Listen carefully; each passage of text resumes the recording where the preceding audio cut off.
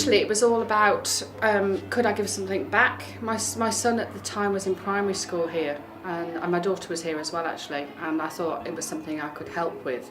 Had no experience at all of education, but just thought it might be rewarding and interesting for me. It's difficult to point to one thing, but I've always been a great believer that education is the great leveller. And at primary school age, it's the most important for them, because if they can be embedded with a lifelong love of learning at that age, it stays with them and shapes their life forever, and gives them great opportunity, regardless of background. And if being a school governor, I can have helped even a little bit in achieving that, I can't think of a better way of spending some of my spare time. I originally became a governor because I was asked by one of the existing governors whether I'd be interested in doing it. So I spoke to him a little bit about what the job entailed, and was quite interested in the opportunity to work closely with the school and understand a little bit more about the challenges that it faced.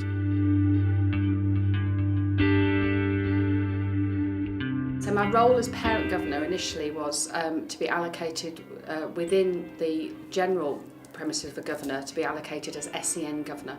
So I have special responsibility for looking after the children that need extra care and attention really in school. As a school governor, I attend about 6 meetings of the governing body a year, for which I prepare between 2 and 4 hours per meeting.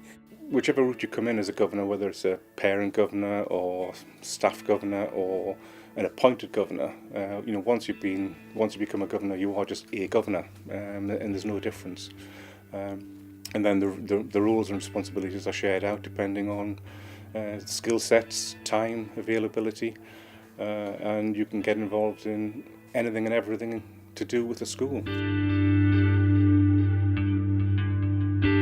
Probably the biggest thing I get out of being a school governor is the fact that I really feel as though I'm making a difference.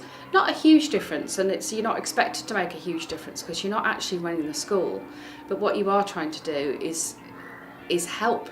And I do really feel that in my own little way, I am helping. When you're solving a problem, you're helping out, you're making something happen, something for the benefit of the children in the school, and then you see the result of it. That makes it worthwhile. That's what it's about.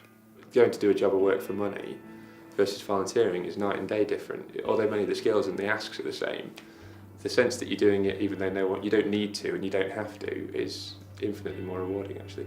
Being a school governor is very rewarding. It gives you a great opportunity to get to know the school, to find out about the issues that the school raises, and most of all to make a difference in children's lives. So Western and the Trust were able to put me on training days for safeguarding, for safer recruitment, things like that. So it was really helped me feel sort of more assured in the fact that I was able to do the role. As a brand new governor, there are training sessions, external training, giving an overview of what it's all about and what the roles and responsibilities are. Starting as a standard governor, there was the induction pack, there was shadowing, there was the chair and vice chair were hugely supportive.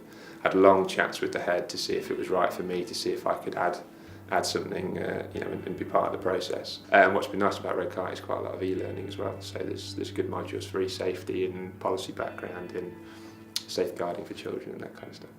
As a new kid on the block, you're definitely not thrown in at the deep end. You're given the support that you need, and also given the time that you need to get up to speed with the various aspects of school. Because most governors, I think it's fair to say, don't come from a background where they've been working with schools or in schools. Most have come, certainly on our board, from a different background, whether it's professional, retail or whatever.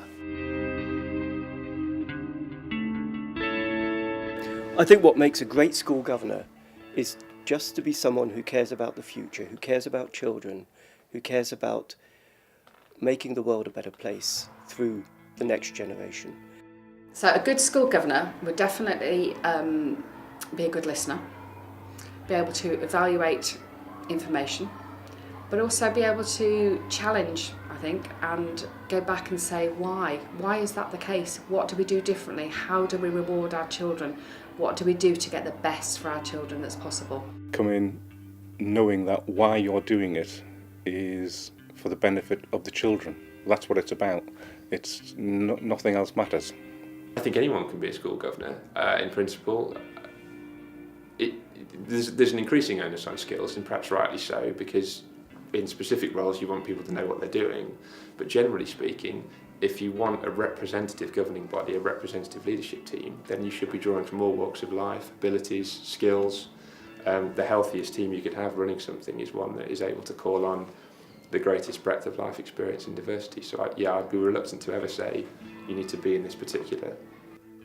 I'd say that the perfect school governor is somebody, first and foremost, that cares about education, is a good listener, is strong enough to want to make changes and support the school.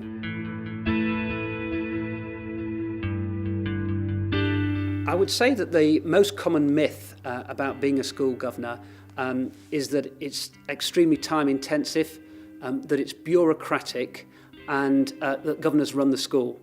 And all three of those couldn't be further from the truth. You might think that you need experience in communication or experience in business. You might need a degree. I don't think you need any of those things. I think a big common myth about being a school governor is that you're going to be surrounded by men in suits and they're all going to know what they're talking about, and it's going to be very, very corporate, and you're not going to meet any children. I think one of the most common myths is probably that you need to be an educationalist of some sort to be involved in the running of a school. You already need to have all of that knowledge and experience, and you don't as a school governor. I think the biggest myth is that it can't be anyone of any ability, of any level. There's going to be a place to contribute potentially. There are excellent governors coming from all walks of life, be it shopkeepers, driving instructors, bus drivers, people in retail, sales, a whole array of backgrounds. So being that any particular background isn't a barrier, it's the skill set that in terms of having a desire to work with children and having a real desire to make a difference that the schools are looking for. You don't have to be a parent of one of the children at the school to be a governor. If you're looking for advice about becoming a governor, it's very easy to get that advice. You can contact the headmaster at the school or the headmaster's PA. The headmaster and the headmaster's PA both have all the contact details for the governors, all of whom would be very happy to discuss the role itself, what's involved and the time commitments.